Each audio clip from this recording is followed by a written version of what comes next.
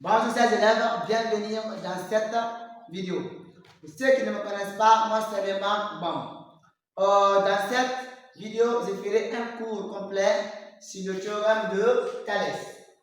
Mais seulement sur le théorème de Thalès. Parce qu'il y a la conséquence du théorème de Thalès et puis il y a sa réciproque. Je ferai deux autres vidéos pour parler de la conséquence du théorème de Thalès et de sa réciproque. Maintenant, vous savez, pour préparer un examen ou un concours, le cours seul ne suffit pas. Il te faut aussi t'exercer. Il faut encore t'entraîner sur beaucoup d'exercices pour permettre de mieux appréhender le cours. Pour cela, après le cours, je vais faire assez d'exercices corrigés sur ce cours pour vous permettre de mieux comprendre ici le cours. Donc, si tu es candidat au brevet cette année, tout comme l'année à venir, tu es dans un bon endroit pour te former. Donc, abonne-toi maintenant pour ne pas rater les nouvelles publications que je ferai ici. On va attaquer le théorème de Thalès. Ici, que veut dire le théorème de Thalès? D'abord, à quoi sert le théorème de Thalès? Le théorème de Thalès, quelle est son importance? Et puis, quelles sont les conditions à remplir pour appliquer le théorème de Thalès? On va tout dire dans le cours. Maintenant, voici le théorème. Le théorème nous dit ABC est un triangle. Donc, ABC est un triangle quelconque. C'est-à-dire le théorème de Thalès, ça peut s'appliquer dans le triangle rectangle, dans le triangle équilatéral, dans le triangle isocèle, dans le triangle scalaire. En tout cas, dans un triangle quelconque, on peut appliquer le théorème de Thalès. Donc, il dit ABC est un triangle.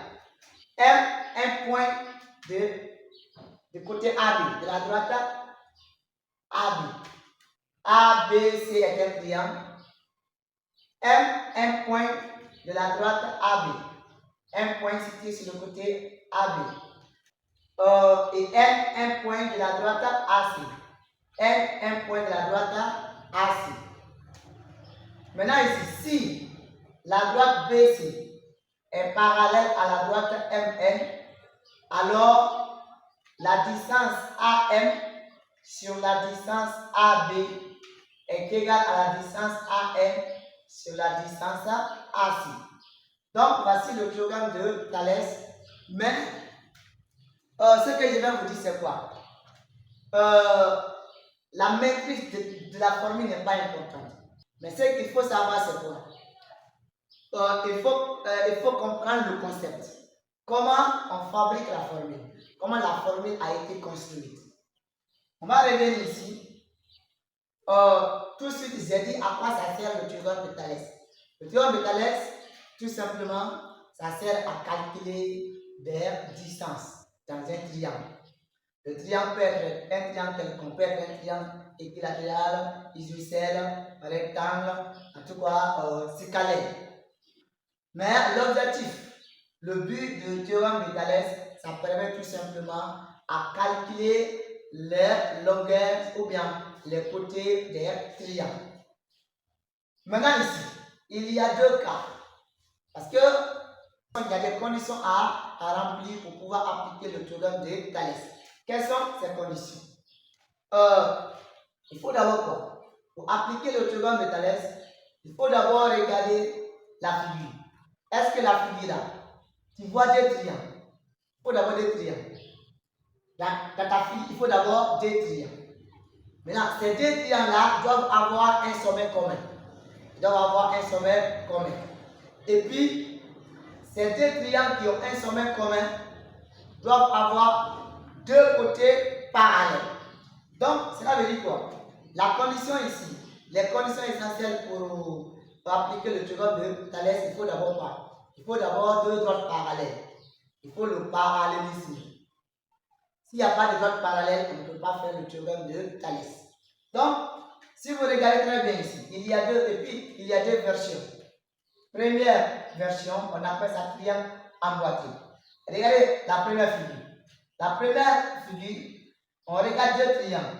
Le triangle AMN, le triangle ABC.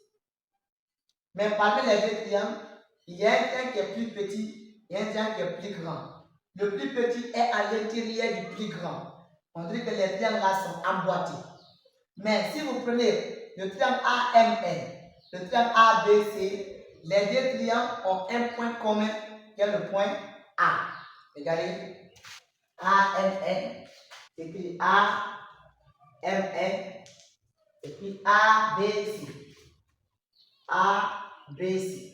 Vous voyez, dans le nom des deux triangles, il y a le point A, il y a le point A. Donc, le point A est le sommet commun. On appelle ça le point de Sarmière. En termes ici, on appelle ça le point de Sarmière. Et ce point-là va aussi jouer un grand rôle ici dans la fabrication de cette égalité. Donc ici, il faut deux triangles, et puis les deux triangles ont un point, ont un sommet commun. La condition la plus essentielle, il faut que ces deux triangles-là aient deux côtés parallèles. Donc il faut deux droites parallèles. Il faut deux droites parallèles pour appliquer le théorème de Thalès sur la théorème de Thalès. Donc, MN, si MN est parallèle à BC, alors là, la distance AM sur la distance AB est égale à la distance AM sur la distance AC. Je vous ai dit, regardez, je vais vous donner une technique pour pouvoir établir cette égalité. Comment avoir ça? À partir de la figure. À partir de la figure, je vais d'abord nommer les triangles, comme je l'ai fait ici. J'ai fait AMN, ABC. Attention, j'ai fait AMN, c'est-à-dire je suis parti d'abord sur le côté AM avant de venir par là. Donc pour nommer le grand triangle ABC, je dois d'abord partir sur, parce que AM et B, c'est les trois qui sont alignés. Donc si je prends AMN, je dois d'abord prendre ABC. Tu ne dois pas faire ACB, jamais. Si j'avais nommé ANM, alors là, je vais faire ACB. Mais j'ai nommé comme ça AMN, donc je dois partir ABC. Donc, vous nommez les deux triangles. Maintenant ici, vous prenez le petit triangle sur le grand triangle. C'est-à-dire pour avoir cette égalité, vous prenez le petit triangle sur le grand triangle. Bien, ce n'est pas seulement ça. Vous pouvez inverser. Vous pouvez prendre AB sur AM égale à AC sur AN. Tout la même chose. Mais ici, on a pris petit triangle sur grand triangle. Maintenant, puisque c'est une égalité entre deux quotients, vous faites comme ça. Égal. Bien. Maintenant, qu'est-ce que vous mettez au numérateur? Vous mettez, comme tu as pris petit triangle sur grand triangle, vous mettez ici tous les côtés du petit triangle. Mais dans le théorème direct, les côtés parallèles ne nous intéressent pas. Dans le théorème direct, les côtés parallèles ne nous intéressent pas. Si les côtés parallèles nous intéressent, on n'est pas avec le théorème direct. On est avec la conséquence du théorème de Thalès. Donc ici, les côtés qui sont parallèles sont exclus dans le théorème de Thalès. Donc si je laisse MN et BC, les côtés qui restent pour le petit triangle, c'est AM et puis AN. Donc je les porte au numérateur. Parce que j'ai pris petit triangle sur grand triangle. Donc je prends AM et je prends AN. Vous voyez ça? Le petit triangle, les côtés ici du petit triangle, à part les côtés qui sont parallèles, c'est AM et AN, c'est ce que j'ai mis au numérateur. Maintenant, au dénominateur, je vais mettre les côtés du grand triangle ABC, mais sauf MN et BC sont exclus.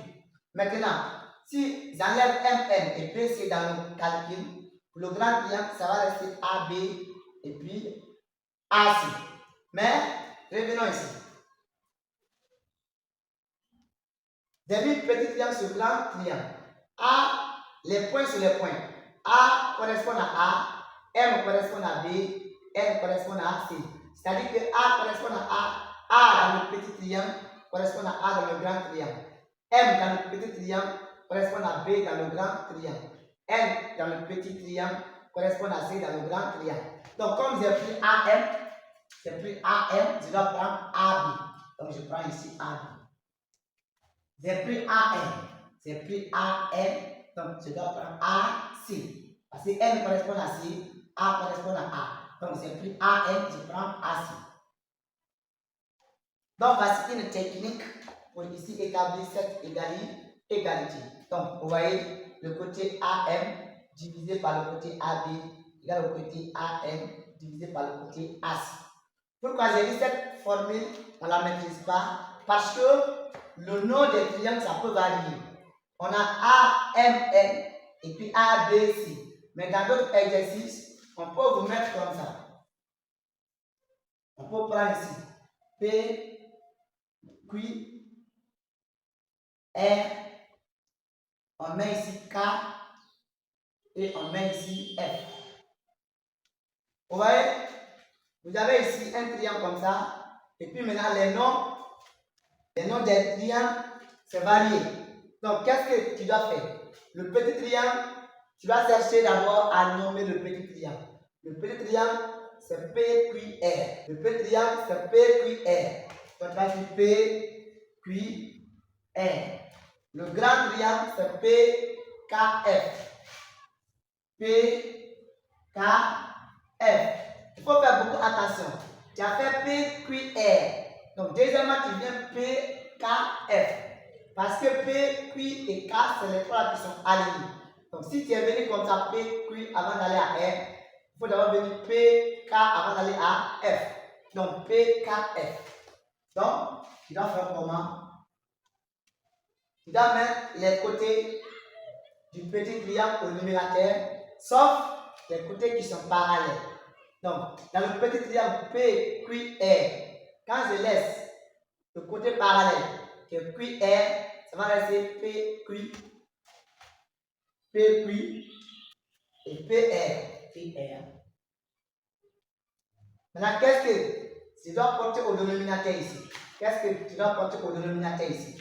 Pour cela, je reviens ici. Je vais faire PQ. P correspond à P, Q correspond à K, R correspond à F. J'ai pris PQ, donc je prends PK. J'ai pris PR ici. PR, donc je prends PF. Donc, voici le théorème de Thalès que j'ai obtenu à partir ici des deux triangles. Donc, c'est la technique pour mieux comprendre ici le théorème de Thalès. Ça, c'est la première version qu'on appelle triangle emboîté. Maintenant, l'autre cas là, on appelle sa version papillon. Mais c'est la même chose. Ici seulement, les triangles ne sont pas, l'un n'est pas à l'intérieur de l'autre. Voici le triangle ABC, le triangle, regardez, le triangle ABC, le triangle. Je suis venu comme ça, ABC. Maintenant, A, B sont alignés avec M. Donc, quand je fais ABC, je dois faire d'abord A, M, N. Je reprends. Quand je prends A, B, C, je suis d'abord parti comme ça en première position. Maintenant, A et B sont alignés avec M. Donc, si je fais A, B, C, je dois prendre A, M, N. Donc, le triangle A, B, C et le triangle A, M, N sont en situation de Thalès. Pourquoi? Parce que les deux là ont le même sommet et puis il y a deux côtés qui sont parallèles. Tu vois, BC parallèle à MN. Donc, on peut ici appliquer le théorème de Thalès. Toujours, vous pouvez nommer le grand triangle et le petit triangle comme je l'ai fait ici. Vous prenez A, B, C et puis A, M, N. Vous faites la même chose. Vous allez trouver AM sur AB égale à AM sur AC. Les deux cas là, c'est la même chose. Maintenant, ce n'est pas une obligation de prendre le petit triangle sur le grand triangle. Tu peux prendre le grand triangle sur le petit triangle. Mais c'est que tu vas mettre tous les côtés du grand triangle au numérateur et tous les côtés du petit triangle